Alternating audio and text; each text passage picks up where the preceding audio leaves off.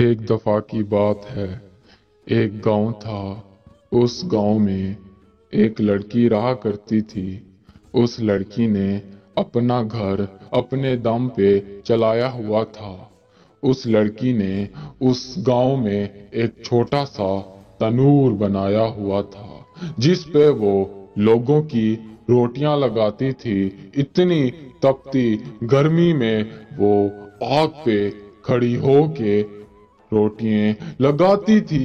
گاؤں والوں کی بدلے میں مناسب پیسے ان سے لے لیتی۔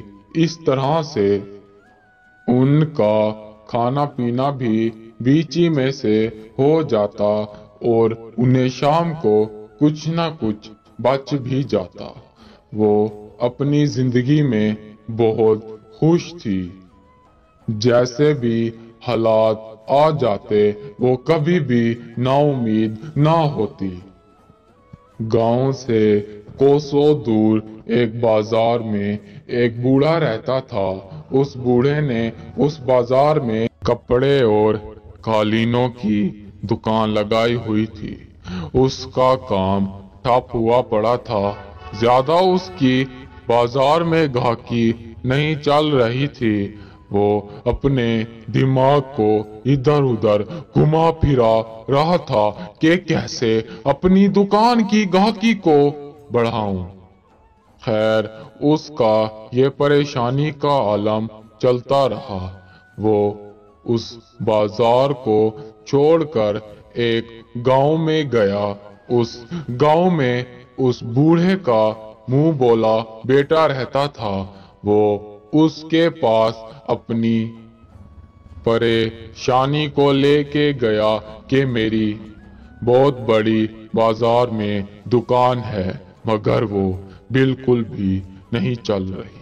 تب اس لڑکے نے سوچا، دماغ لگایا کہ میں کیا کروں جس سے آپ کی گاہکی بڑھنے لگ جائے۔ تب کہیں اسے خیال آیا کہ ہمارے گاؤں میں رہنے والی بلو رانی، وہ سارا دن محنت کر کے لوگوں کی روٹیاں پکاتی ہے، اتنی گرمی میں اپنی خوبصورتی کو بھی برباد کیے جا رہی ہے اور اسے شام کو کچھ زیادہ پیسے بھی نہیں بچتے۔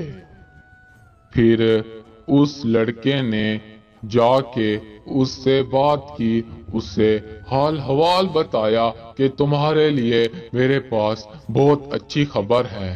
میں تمہیں اس گاؤں سے دور ایک بہت بڑی بازار میں بھیج رہا ہوں جس بازار کا مالک بوڑھا ہے اور وہ میرے پاس آیا ہوا ہے گھومنے پھرنے کو۔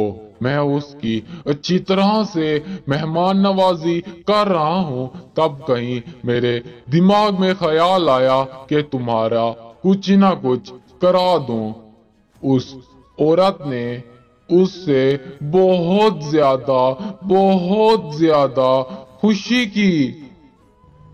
اس لڑکی نے اس کا احسان ماندا یہ کہہ کر کہ اگر آپ مجھے کہیں اچھی جگہ پہ لگوا دیں گے تو میں آپ کے لیے دعا کروں گی۔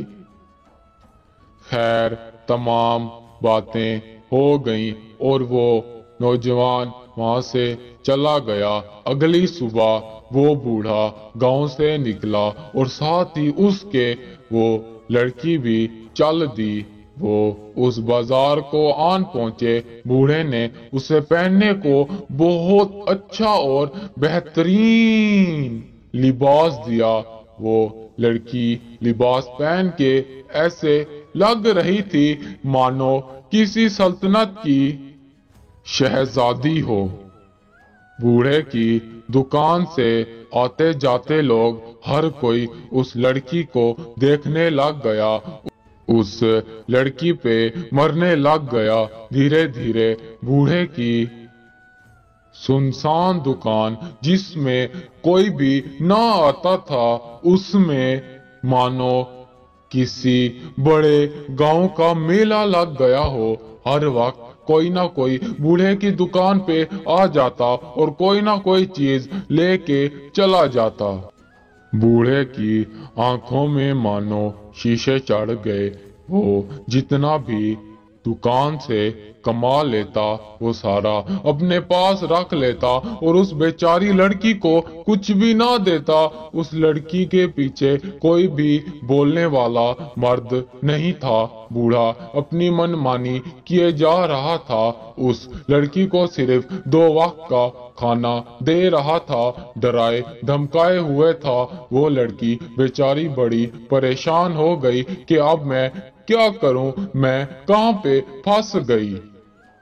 किस्मत से बूढ़े की दुकान में एक औरत आई।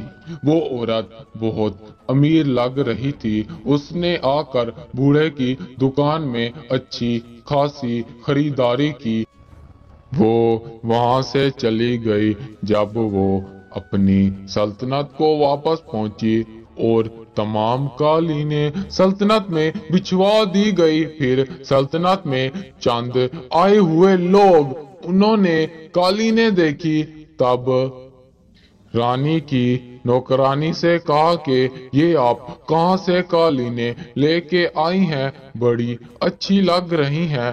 फिर उसने जब उन्हें कीमत बताई तो वो हक्के बक्के हो गए, ये कहकर कि जिस कीमत में आप ये 1 से 2 कालीनें लेके आई हैं, इसमें तो कालीनों का अंबार लग जाता। उन्होंने ये सारा माजरा जाके रानी को बताया। रानी ने उस बूढ़े को गिरफ्तार कराने का हुक्म दिया कि हम तो चलो इस की बेईमानी को बर्दाश्त कर सकते हैं, मगर हमारी गरीब आवाम बर्दाश्त नहीं कर सकती। उस बूढ़े को सल्तनत की जिंदान में फिकवा दिया गया और वो लड़की बूढ़े के चुंगल से छूट गई।